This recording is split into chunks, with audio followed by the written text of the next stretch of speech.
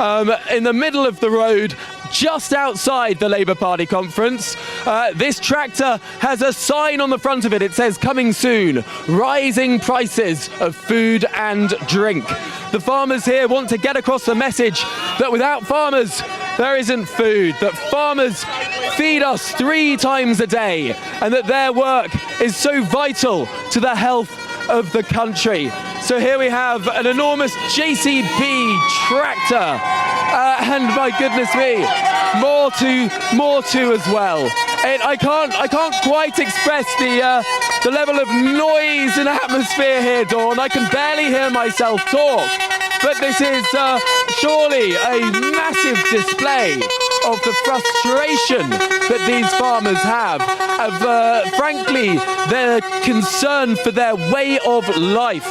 So we're seeing a sort of big protest here, and it must be said there is such a strong strength of feeling from those who have turned out to protest, particularly for the farmers who of course feel like they've had such a tough time of it ever since that budget last October.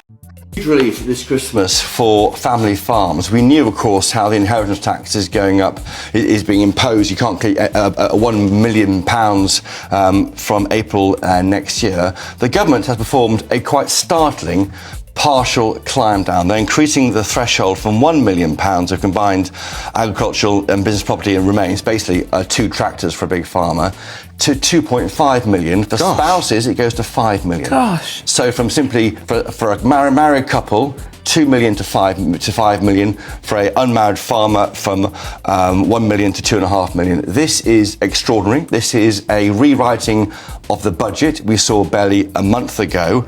Emma Reynolds has just announced it. There's been no... Why didn't the Chancellor announce it?